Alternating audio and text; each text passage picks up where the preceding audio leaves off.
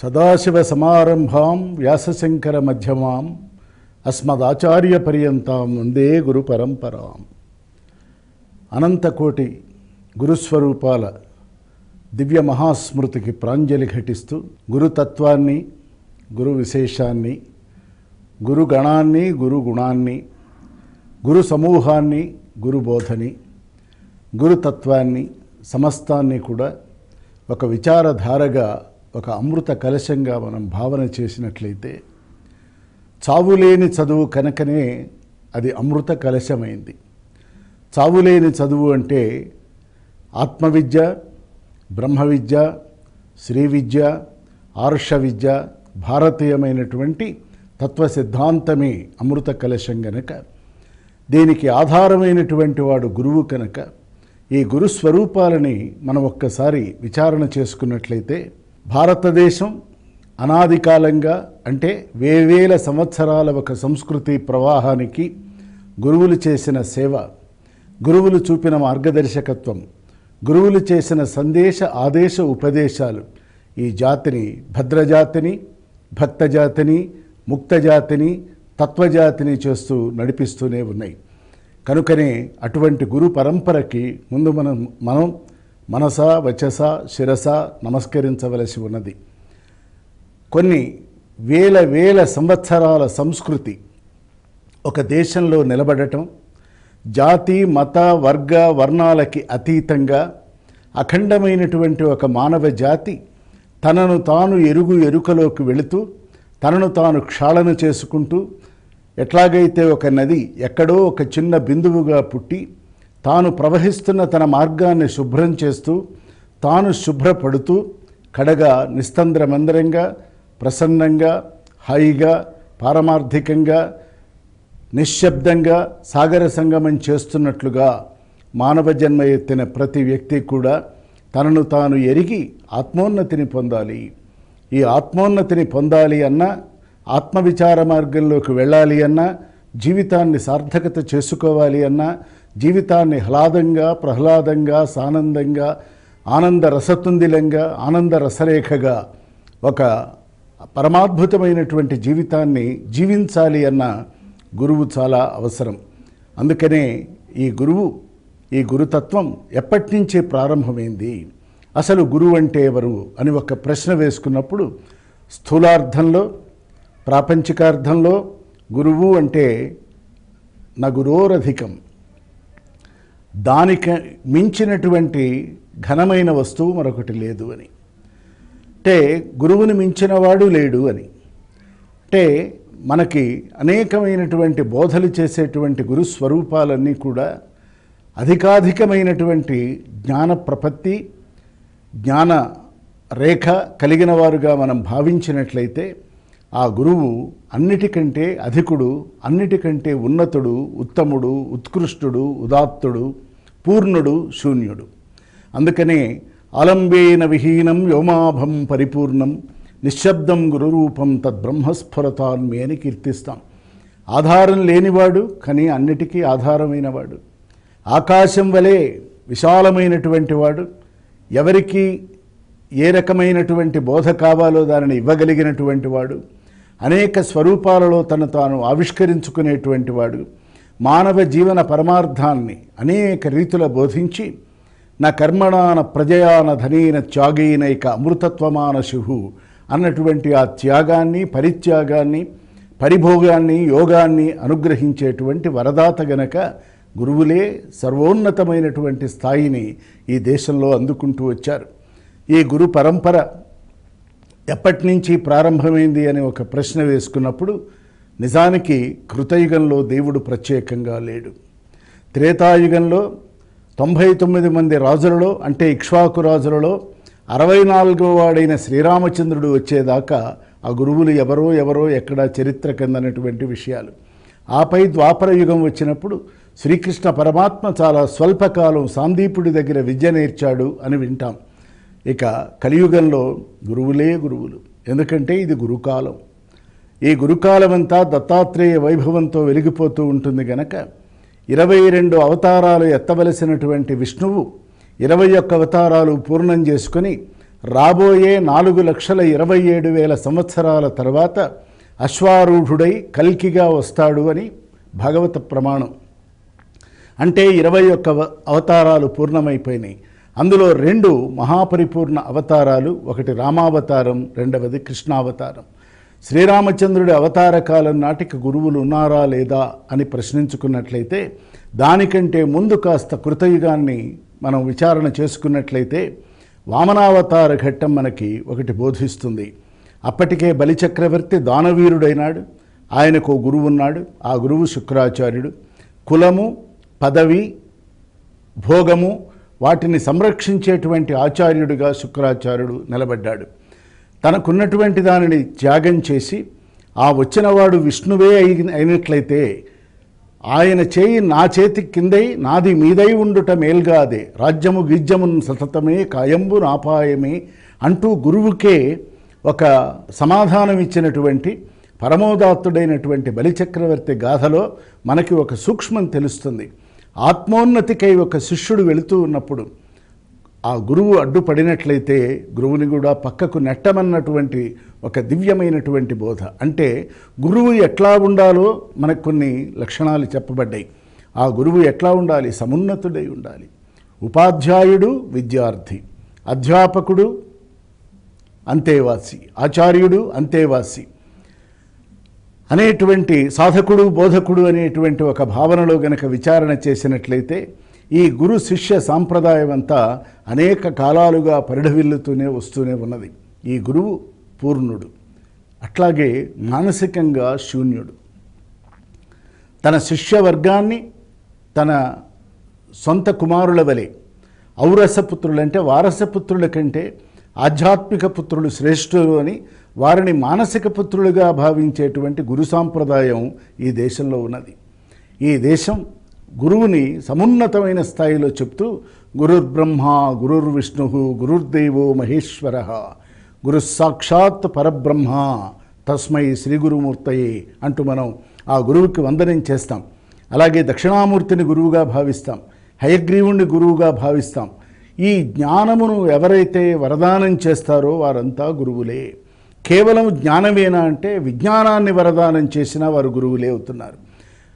విజ్ఞాన, సుజ్ఞాన, ప్రజ్ఞాన, జ్ఞాన అనబడేటువంటి 4 స్థాయిలలో గురువు మహత్తరమైనటువంటి సంచారం చేస్తూ శిష్యుణ్ణి అక్కున చేర్చుకొని అనేక విధాల అనేక శాస్త్రాలని పరిచయం చేస్తూ బోధిస్తూ దాని యందు దాగినటువంటి కేవలము శబ్దార్థం మాత్రమే కాక లోలోతులకు వెళ్ళి దాని యందున్నటువంటి అంతరార్థాన్ని చాలా స్పష్టంగా బోధిస్తాడు గనక అటువంటి గురువు పూర్ణ గురువు అవుతున్నాడు. అట్లాగే శిష్యుడి యొక్క స్థాయిని, ప్రాప్తిని, సేవని, మానసిక ఎదుగుదలని, అతని శక్తిని, అతని యందున్న పవిత్రతని, అతని యందున్న శ్రద్ధాభక్తులని అన్నింటినీ గమనించి అతనికి అనుగుణమైనటువంటి బోధ చేసేటువంటి వాడు ఆచార్య సత్తముడు అవుతున్నాడు. అంటే ఆచరించి బోధించేవాడు ఆచార్యుడు. ఆచరించదగిన దానిని మాత్రమే బోధించేవాడు ఆచార్యుడు. మనం ఏమి ఆచరించగలమో గ్రహించి దానిని మాత్రమే బోధించేవాడు ఆచార్యుడు గనక ఉపాధ్యాయుడు, అధ్యాపకుడు, ఆచార్యుడు, బోధకుడు వీళ్ళందరూ కూడా సాధక బృందానికి శిరోమణులై తలమానికమై నిలకడ చెందుతున్నారు గనక అటువంటి గురు సాంప్రదాయాన్ని మనం పాటిస్తూనే ఉన్నాం. కృతయుగం దాటి త్రేతాయుగం వచ్చేపటికి శ్రీరామచంద్రుడికి 2 గురువులు ఏర్పడ్డారు. ఆ 2 వారి స్థాయి ఏమిటంటే అప్పటికే బ్రహ్మర్షిత్వాన్ని పొందిన వశిష్ఠుడు జ్ఞానగురువు. ఎట్లాగైనా సరే బ్రహ్మర్షిత్వాన్ని పొందాలి, ఆ బ్రహ్మమును కనుక్కోవాలి అని స్వీయ సాధనతో కఠోరమైనటువంటి దీక్షా దక్షలతో ఘోరమైనటువంటి తపస్సుతో పట్టుదలతో ఒక మానవీయమైన అనంత మహాశక్తితో విశ్వామిత్రుడు బ్రహ్మర్షి అయినాడు. శ్రీరామచంద్రుడు 8 సంవత్సరాల వయస్సున్నప్పుడు అయోధ్యానగరాన్నంతా కూడా చూసి రమ్మనమైన రథం మీద దశరథుడు పంపితే నగర ప్రవేశం చేసి నగరాన్ని దర్శించి వచ్చి ఒక విషణ్ణ హృదయంతో వైక్లభ్యంతో అంతఃపురంలో ఏకాంతంలో చింతాక్రాంతుడై ఉన్నప్పుడు వశిష్ఠుల వారు రానే వచ్చారు. రామా, ఎందుకు ఇట్లా ఉన్నావు? బయటికి వెళ్ళొచ్చావే, అంతా చూశావే, ఆనందంగా ఉండాలి, కానీ దుఃఖితుడువై ఎందుకున్నావు అంటే ఏం చెప్పను, నాకు ఈ ప్రపంచమంతా దుఃఖారామమై తోస్తున్నది అన్నాడు. దుఃఖమే గూడుగట్టుకొని ఉన్నదా అన్నప్పుడు వశిష్ఠుల వారు జ్ఞానైక దృష్టితో ఒక్కసారి ఆలోచన చేసి నారాయణుడే సాక్షాత్ శ్రీరామచంద్రుడై వచ్చి ఈ ప్రపంచాన్ని చూసి గందరగోళపడిపోయి ఒక్కసారి గనక వెనక్కి తిరిగి వెళ్ళిపోయినట్లయితే ఈ అవతారానికి పరమార్థం ఏమిటి, ధర్మ పరిరక్షణ ఎట్లా జరుగుతుంది అని యోచించి రాముడితో సంభాషణ మొదలుపెట్టి అదే 33,000 శ్లోకాలతో యోగ వాసిష్టమని వశిష్ఠ గీత పేరుతో ఇవాళ మనకి అక్కరకొచ్చింది. ఆ క్షణంలో శ్రీరామచంద్రుడు కడగా అంటే చిట్ట చివరగా వశిష్ఠుల వారితో అన్నమాట, నేను మనస్సన్యాసిని. 8 ఏళ్ల బాలుడు మనస్సుని సన్యసించేట్లుగా వైరాగ్య భూమికలో నిలకడ చెందించేట్లుగా పరిణామప్రాప్తిని కలిగించినటువంటి ఆచార్య సత్తముడు ఎవరంటే వశిష్ఠదేవులు, వారు బ్రహ్మర్షి. ఇక 12 సంవత్సరాల వయస్సు వచ్చేపటికి దశరథుడు చాలా ఆనందంగా పిల్లలతో గడుపుతున్నటువంటి వేళ విశ్వామిత్రుడు మరొక బ్రహ్మర్షి రానే వచ్చాడు. నీ కుమారుణ్ణి నాతో పంపు యాగ సంరక్షణార్థం అన్నాడు. నేను ససైన్యంగా వస్తాను, నా పిల్లవాడు చిన్నవాడు అని అంటే నాకు రాముడే కావాలి అన్నాడు. ఎందుకని అంటే ఆయన లోక గురువు. జ్ఞానము మనస్సుకి హృదయానికి సంబంధించినదైతే క్షాత్రధర్మంలో శ్రీరామచంద్రుడు క్షత్రియ వంశంలో సూర్యవంశంలో జన్మించాడు కనుక ఆయనను సమాయత్తం చేయాలి. ఆయుధాలు ఎట్లా వాడాలో ఏం చేయాలో రాజైనటువంటి వాడు రాజ్యాన్ని వీడి అడవులలో కూడా ప్రవేశించి జీవన మాధుర్యాన్ని, జీవితంలో ఉన్న వైవిధ్యాన్ని, వైరుధ్యాన్ని, భిన్నత్వాన్ని, ఏకత్వాన్ని, పూర్ణత్వాన్ని, పవిత్రతని సమన్వయం చేసుకోవాలి గనక అయోధ్యను వీడి అరణ్యంలోకి తీసుకొని వెళ్ళాలి. ఆ వెళ్ళగలిగినటువంటి శక్తి ఎవరికంటే విశ్వామిత్రుడు కనుకనే ఆ విశ్వామిత్రుడు రాముణ్ణి లక్ష్మణుణ్ణి వెంటబెట్టుకొని తీసుకుని వెళ్ళి ఆకలి దప్పులే లేనటువంటి ఎరగనటువంటి కలగనటువంటి బల అతిబల మహావిద్యలను బోధించి రామ మనస్సుని, రామ హృదయాన్ని తాటక సంహారంతో తామస సంహారాన్ని, అహల్యా శాప విమోచనంతో రజోగుణాన్ని నశింపజేసి, అంటే ఒక చోట సంహారం చేశాడు, రెండో చోట సంస్కారం నేర్పాడు. ఆపై సీతాదేవిని పరిణయమాడటంతో శ్రీరామచంద్రుడు పూర్ణ పురుషుడు కావటానికి ఒక లోకోత్తరమైనటువంటి గురువు కావలసి వచ్చింది. అంటే త్రేతాయుగంలో శ్రీరామచంద్రుడు పూర్ణావతారి కనుక అది ప్రప్రథమ పూర్ణావతారం కనుక దానికి రెండూ కావాలి, లోక విద్య కావాలి, ఆదిభౌతిక ఆధ్యాత్మిక విద్య కావాలి. ఈ రెండింటిని ఒక వరిష్ఠుడైనటువంటి వశిష్ఠుల వారితో జ్ఞానాన్ని, విశ్వామిత్రుల వారితో లోక విద్యను నేర్పి అస్త్ర శస్త్ర సంధాన విధానాన్ని పరిపూర్ణంగా బోధ చేయటానికి గురువుల అవసరం ఉన్నది. గురువు గనక లేకపోతే ఆ విద్య ఒట్టి గుడ్డి విద్య. మెలకువలు తెలియవు, ఉడుపులు తెలియవు. ఆ విద్యను ఎట్లా నేర్చుకోవాలో, ఎంత నేర్పుతో దానిని మనం సమన్వయం చేయాలో, ఆ ఓర్పు, నేర్పు, కూర్పు, మార్పు, ఆపై తీర్పు ఎట్లా సాగాలో చెప్పగలిగినటువంటి సర్వసమర్థుడైనటువంటి ఒక గురువు ఉండాలి. కనుక ఇటు వశిష్ఠుల వారు అటు విశ్వామిత్రుల వారు శ్రీరామచంద్రుడి అవతార మహోద్యమంలో కార్యక్రమంలో గురువులుగా తమ పాత్ర నిర్వర్తించారు. జాగ్రత్తగా గమనించినట్లయితే సీతారామ కళ్యాణ అనంతరం విశ్వామిత్రుడు కనపడ్డు రామాయణంలో. గాయత్రి మహామంత్రాన్ని ఈ ప్రపంచానికి ప్రబోధనం చేసినటువంటి ఒక పరిపూర్ణమైనటువంటి బ్రహ్మర్షి విశ్వామిత్రుడు. ఇక ఇక్ష్వాకు వంశాన్ని కాచుకుంటూ అనేకమైనటువంటి తరాలని చూస్తూ వచ్చినటువంటి వశిష్ఠుల వారు ఒక నిశ్చల నిర్మలమైనటువంటి ఒక పరిపూర్ణమైన జ్ఞాన వృద్ధుడు. జ్ఞానము చేత వృద్ధుడై వృద్ధత్వంలో కూడా జ్ఞానాన్ని, విజ్ఞానాన్ని, ప్రజ్ఞానాన్ని సమన్వయం చేసుకున్నటువంటి ఒక అఖండ మేధాశక్తి, ఒక హిత సన్నిహిత పురోహిత సమన్వయ స్ఫూర్తి వశిష్ఠుల వారు గనక శ్రీరామచంద్రుడి అవతారం పరిపూర్ణావతారంగా పరిఢవిల్లింది, పరిమళించింది. ఇప్పటికీ అది పల్లవిస్తూనే ఉన్నది. అంటే సాక్షాత్ భగవంతుడే ఈ లోకంలోకి గనక పాంచభౌతిక దేహాన్ని తీసుకుని వచ్చి సంచారం చేసినట్లయితే తాను వచ్చిన కాల కార్యకారణ కర్తవ్య నిమిత్తమై వచ్చినటువంటి ప్రతి కార్యాన్ని సంపూర్ణంగా సమర్థవంతంగా నిర్వర్తించాలి అంటే గురువు ఆధారం అవుతున్నాడు. మరి ఆ గురువుకి ఏమి ఆధారం? ఏది ఆధారం లేదు, నిరాధారుడు. అందుకనే ఆలంబేన విహీనం వ్యోమాభం పరిపూర్ణం నిశ్శబ్దం గురురూపం తద్బ్రహ్మస్ఫురతాన్మే అని కీర్తిస్తాం. అంటే మౌన వ్యాఖ్యా ప్రకటిత పరబ్రహ్మతత్వం యువానం అంటూ దక్షిణామూర్తి స్తోత్రంలో ఈ కాలంలో శంకర భగవత్పాదులు ఈ యుగంలో ఎట్లా చెప్పారో అట్లాగే గురువు లోపల ఉంటాడు, బయట ఉంటాడు, అంతరంగంలో ఉంటాడు, బహిరంగంగా ఉంటాడు. కాబట్టి గురువు సర్వసమర్థుడై ఉంటాడు, అన్నిటికంటే అధికుడై ఉంటాడు. ఆయన శాసనము, ఆయన మాట శాసనమే కాదు, అది మంగళాశాసనం, అంటే అది ఆశీర్వచనం, అంటే హితుడవుతాడు.